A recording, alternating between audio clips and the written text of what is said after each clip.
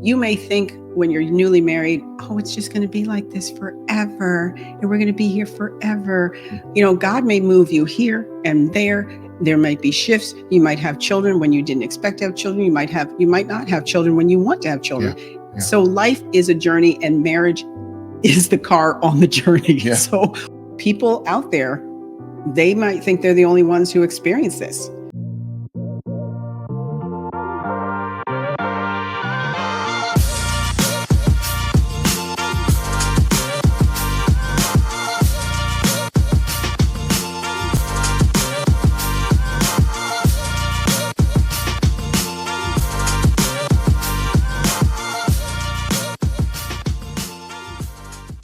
Ladies and gentlemen, ever wonder what a real, authentic nuclear family looks like, sounds like? Would you imagine that actually does exist? In this modern day, it still exists, the nuclear family. That's right. Yeah. Real nuclear family. Ladies and gentlemen, welcome to another episode of Stephen and Kori's Get It Together, where we dive into real live things. I'm Stephen. And I'm Kori. And today we have a couple. Remember, we always promised you when we find quality couples, we're going to put them in front of you because you need to learn, especially you young couples. You need to learn about marriage and what the highs and the lows and all the things that happen in a marriage. So today we have Leland and Michelle Murphy, and they have been together for 36 years, married for 32 years. That's right. Married longer than some of you guys been alive. So listen up. They were both born in Tennessee. And guess what? They also attended and graduated from the University of Tennessee. And then they raised their family in Tennessee. So guess where they live right now? Tennessee. Leland spent great state of Tennessee. Leland spent over 20 years in the pharmaceutical industry as a regional sales manager, while Michelle had a career in logistics and transportation for 8 years. Though both had successful careers, you know what they did? They decided to radically change their lives. That's right. Leland left his job and started a second career in selling real estate. And Michelle left that corporate America and became a stay-at-home mom to their 4 children. If I can interject, that is not easy. No, that's the hardest job absolutely you'll ever have. We always talk over each other. That's the hardest job you'll ever have. While some may see this as a sacrifice, no, Michelle and Leland saw it as a necessary thing in order to realign themselves with God's plan. Guess what their family motto is, people? We're going to put them on camera right now, and they're going to tell you what their family motto is, and we're going to all say it together. We are ordinary people. You guys say it with us. We are ordinary people, which God uses to do ordinary things. Extraordinary things. Yes. So, ladies and gentlemen, welcome Leland and Michelle Murphy to our show. Welcome, Leland. And good to see you guys, Stephen. Wow. This is going to be fun. We always start off with how you met. But before we start with that, Leland and Michelle and Stephen and I had an amazing dinner. About 2 months ago, you guys? 2 months ago? Yeah. About 2 months ago, we sat down and we had a meal that we were the last table to leave the restaurant. We were closing down the place. But the conversation was so good and so potent and so rich. And we're like, can you guys be on our show, please? And they're like, sure, let us find some time. Yeah. So here they are. So Leland and Michelle. Activate. Activate. Yeah. Power couple, wonder couple, activate. How did you guys meet? Oh, gosh. A long, long time ago when I was much younger, more vibrant. College life is where we met each other. So when you guys, let me ask you this. You guys were both raised in Tennessee. You're both from Tennessee. Were you in the same town? No. Oh. No, I'm from Nashville and he's from Johnson City. East Tennessee. Okay. So city girl, country boy. Okay. All right. So in college, go ahead. You met what year? Yeah, we're in college. We have known of each other, but didn't really know each other. And I had a couple classes with some of his, childhood friends, and they invited me to a house party. I went, and I'm just trying to look around the room, see what cute guys, and I landed on this one. And I was like, man, he's good looking. My pants. Oh, his pants. He had these jeans on, and he had like these holes in his jeans, especially around his knees. And I was like, man, those knees, gosh, those are some good looking knees. I like that. I like that guy. Back when holy jeans were cool, I get. Or Yeah. I'll think He had good looking knees, huh? Good looking knees. And he just sat there with such poise and such, I don't know, confidence. And that's what really lured me towards him. We talked that whole night. Just thought, I can't remember. We went out and got a sandwich at Gus's. Remember that? Yeah. Got a sandwich and we kind of just hung out the whole night. Wow. So after the party, you guys hung out? Yeah. Yeah. Yeah. We left the party actually and went to a local sandwich place in Tennessee that certain places are known for steamed sandwiches. It's kind of interesting because I was never really I always had a lot of girlfriends. Mm-hmm. They were friend girls. Yeah. And Not like you guys were dating. You just were. She didn't like what I said. But every time I would see her, I would get this kind of funny feeling in my stomach. And for me, I was like, hold on, you wouldn't get that with the other girls. Pardon me? You wouldn't get that with the other girls that were just your friends. Right. Gotcha. Yeah. And I kind of blew it off as, it's just nothing. But I always liked to see her. And it was nice to run into her on campus and things like that. So I think the party was a time when we, first really got to talk to each other or talk outside of just a cordial conversation. Okay, so who pursued who then? It sounds like Michelle really pursued you and your knees. I pursued him.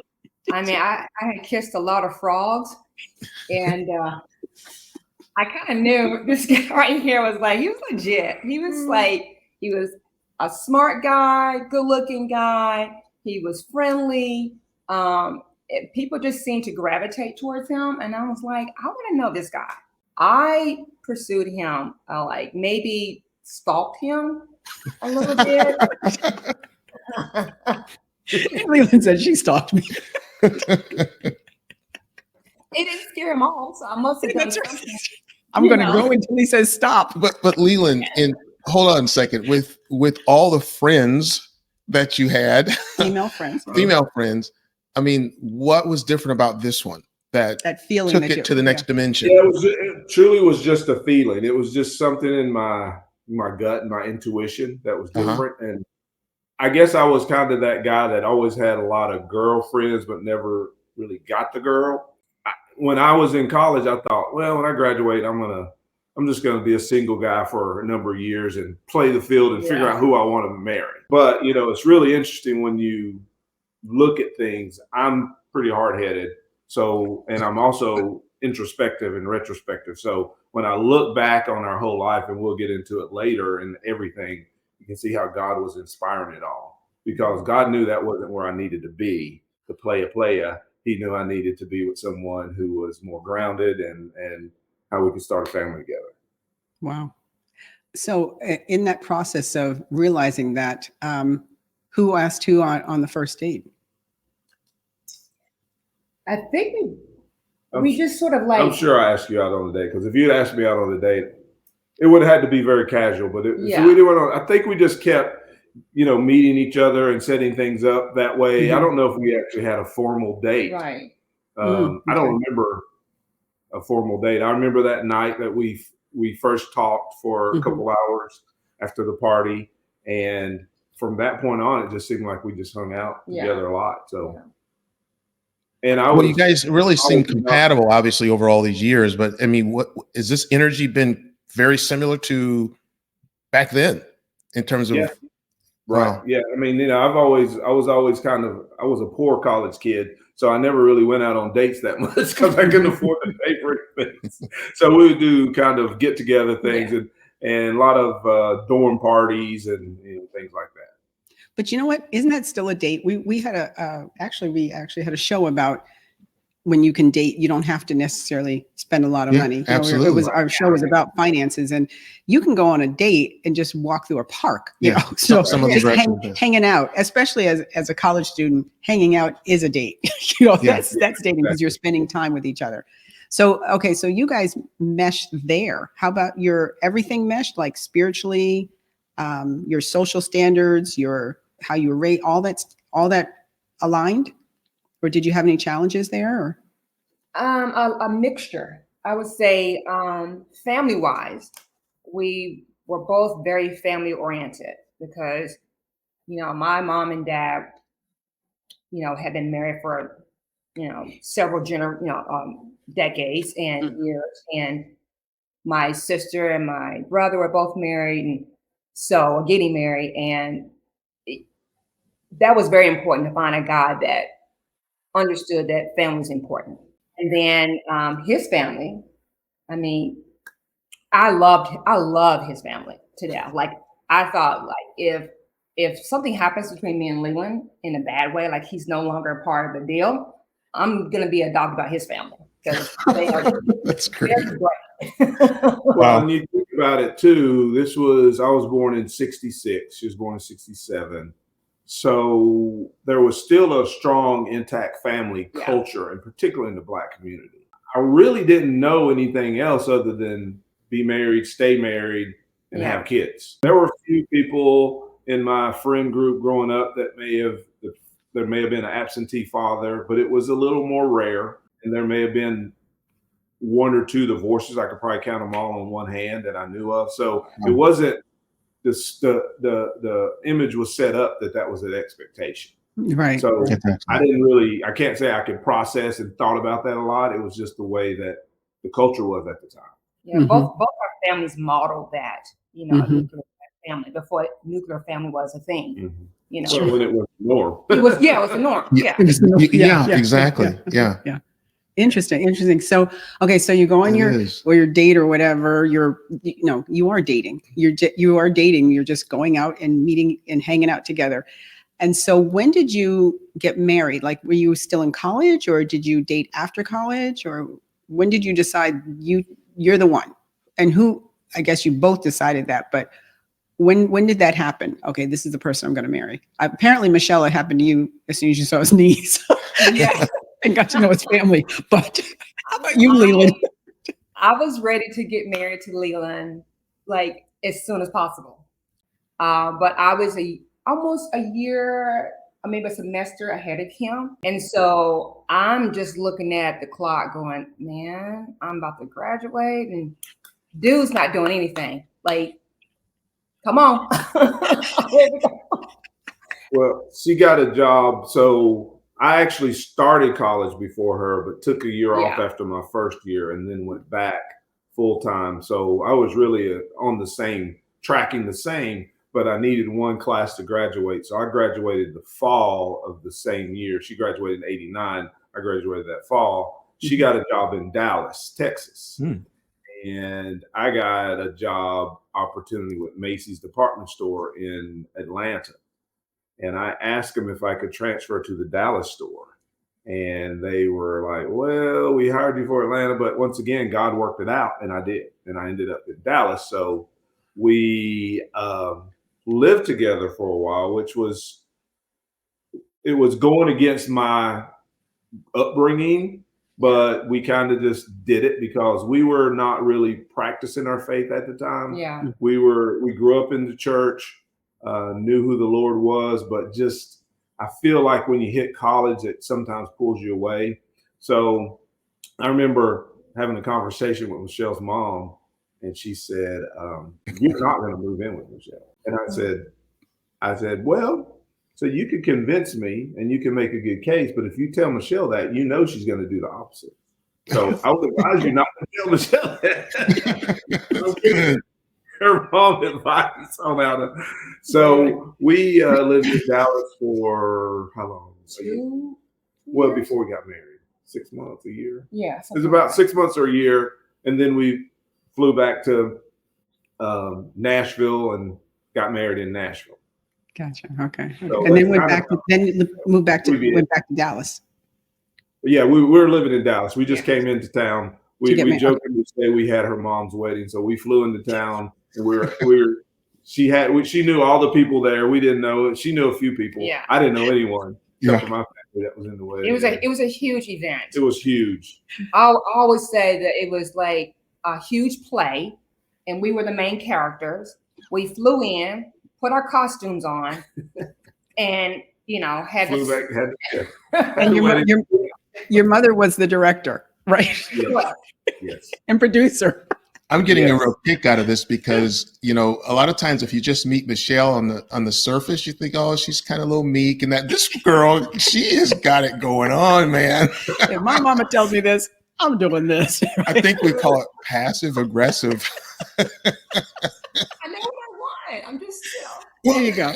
then that's it. Listen, That's the key. That's right. She went for the knees, and look at that. She Yeah, hit him in the knees. she's the more decisive one of our relationship. I'm the more introspective, think about it, research it, know about it back and forth before I make a decision. She's like, let's go. Wow. And that goes for wives too. This is really exciting. Yeah. Right. Okay. So now you get married and you go back and you're like, Mom, you happy? Okay. Now we go back. Yeah. And what caused you to move back to is that something that you always thought we want to live in Tennessee? We want to raise our family in Tennessee, or because you also lived in Vermont, didn't you? yeah. Gosh, I feel like this is like a journey through. It is a journey. Yeah, absolutely. Let me tell you something. For the people who are watching this, understand that marriage is the journey, just like life. And you may find yourself relating to, I'm sure people out there are relating to something that they're saying. And this is why we share this, because you may think when you're newly married, oh, it's just going to be like this forever. And we're going to be here forever. God may move you here and there. There might be shifts. You might have children when you didn't expect to have children. You might not have children when you want to have children. Yeah. So life is a journey, and marriage is the car on the journey. Yeah. So we love the fact that you're sharing this, Leland and Michelle, because people out there, they might think they're the only ones who experience this. So go ahead. So now, how did you get to Tennessee? I mean, gone are the days where you get married and you stay in one place and work for a company for 40, 50 years, get the gold pen. We just knew that things were going to change rapidly. We just knew it, and we had to prepare ourselves for it. Yeah, well, she was a transportation logistics major. I was a sociology business major. I wanted to get into HR type of field. I was working with Macy's in their executive training program. She was making more money than I was. She worked for a large food and beverage company. And this was right around 1990, 93. She got laid off. We were looking for jobs, and we said, hey, let's go to Atlanta. Everybody's going to Atlanta. That's the place to be. That's true. We really wanted to go to Atlanta and be in Atlanta, in the mix of Atlanta, because it was a place where all young Black professionals were going at the time, and everybody was moving there, regardless of color. And so we thought, hey, that's a great place. And we literally packed up everything and lived with my sister over the holidays, over Christmas holidays. She got a job offer at Ben & Jerry's ice cream in Vermont. And we were like, that wasn't Atlanta. Yeah, no. But Ben & Jerry's is huge. I mean, I can remember. Back then, yeah. I grew up in New England, and I remember. They were progressive. We thought this is where we want to be. Mm-hmm. I love skiing, so I was like, I'm in, because I get to ski a lot. So we moved up there, and let's see how'd it go from there. So we realized pretty early on, we're only there for 3 years, and we had our first child there. We had Yasmin there, our first child. And there's another section I'll talk about there for a second. But when Yasmin was born, and I tell everybody the story, and I tell her, I literally, first time I was holding her, I looked at her and I said, oh my goodness, I am ill-equipped to raise this child. And I got on my knees and said, God, if you just help me raise this child, I'll honor you, I'll seek you, I'll do whatever you need. So I had this background faith, but it was not in the forefront. And that was really my spiritual turning point. I think he's really been walking me along the path of seeking him since then. So going back to how we moved, we thought, man, this is not a great place to stay long term. Yeah.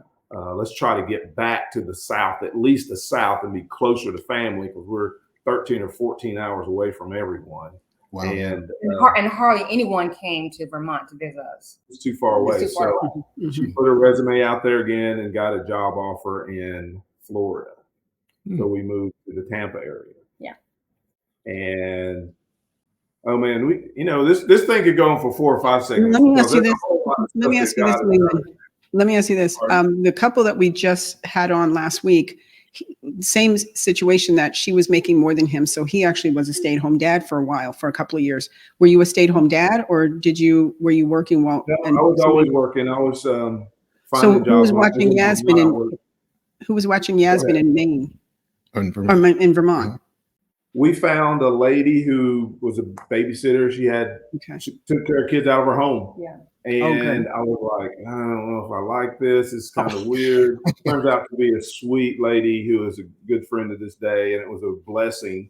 Once again, another sweet person that God put in our life that, took care of her. And see, Michelle was working third shift. So she would get off of work at Midnight. She'd get off work at midnight. She'd drop Yasmin off at 3 o'clock in the afternoon? Sometimes Something during like the day. that. Then I would pick her up in the afternoon after I got off work at 5-ish. And so from 5 till the time she went to bed, I was kind of a single parent for that time. Yeah. So I jokingly say that was the baby I raised. The other 3 she raised. Mine's the good one. The other 3. But what's really beautiful about that is you had that daddy-daughter bonding time that a lot of fathers don't get to have, Yeah. So that's really a blessing. As a matter of fact, the other couple, it was a father-daughter situation too. Right. Yeah. And the closeness in those early years is a beautiful thing. Really, it's super important. We were at her house last night, as I mentioned to you, and by her bed, there's a picture of me holding her when we lived in Vermont. So I was like, wow, it's just beautiful. You don't really know that impact that's there. It's huge. Yeah. So as we advance this story, so when you were in Tampa, now were you still involved in logistics and transportation at that point? Okay. Yes. And then when, Leland, did you then get involved in the pharmaceutical side of things? So she was working with the company. I started working with a pharmaceutical company that was based out of Tampa in eye care.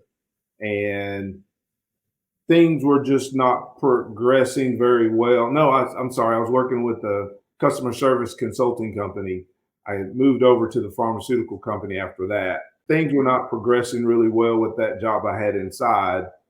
They offered me a job opportunity in New Orleans. And I talked to several people, and I just said, I don't think I can move my family to New Orleans. Sure. And I turned the job opportunity down.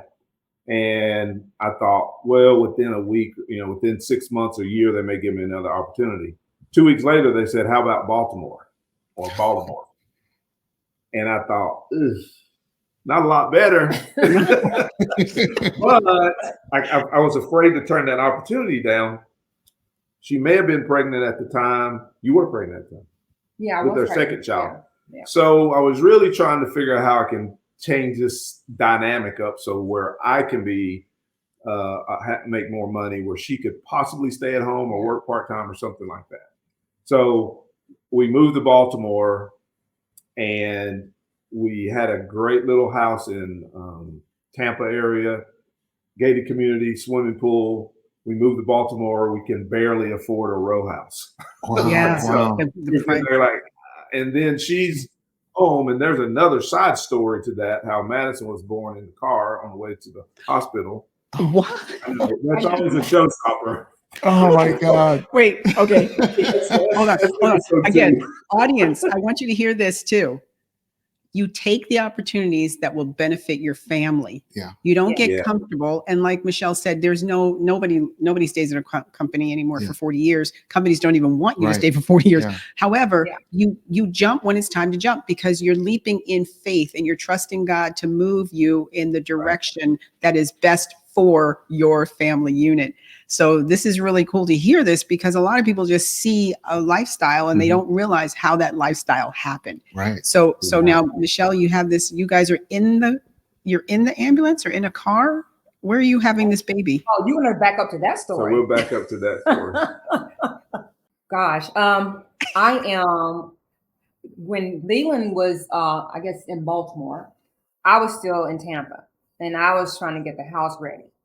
To sell, yeah. So I can move and move up to Baltimore, and so I'm by myself a good part of the time. And Wait, you and that Yasmin. weekend- You and Yasmin are by yourselves. Yeah. Well, yeah, that Yeah. kid. So Yasmin, I think Yasmin was home. I'm not sure she was home or in school. She must have been in school. She must have been in school because we had a daycare Yeah. in this community that we lived in. It was really big. Yeah. So I'm at home. Leland had come home that weekend, or I think he came home the weekend and was going out maybe that Monday or something like that. And so I'm busy trying to get things looking good because we had a showing. And at some point, I'm like, I'm just dirty. I need to go take a shower.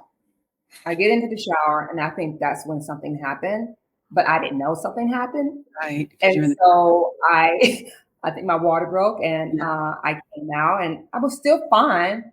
And then all of a sudden, I said, "Oh my goodness, I think this baby's coming right now." So I screamed to Leland. I said, "We got to go." And he's like, "What?" I'm like, "We got to go." We get in the car, and it's probably like 8 o'clock when little kids are at the stop sign waiting for the school bus and traffic, and he is driving like a bat out of hell, like just, and I'm just like, oh my gosh, how am I going to not have this baby in this car? Because I knew The something baby on the run. I knew something was going to happen. I was just trying to keep things together. Yeah. Stay close and praying. So And did somebody, how did you, Leland, did you deliver Madison?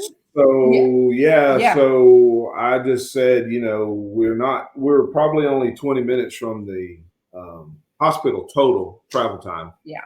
And I just said, you need to do what you need to do. And so I could just tell that she was getting very distressed, and she was literally trying to hold the baby in. And I pull over to the side of the road, and when I come around to the side of the car, I could see Madison's head frowning.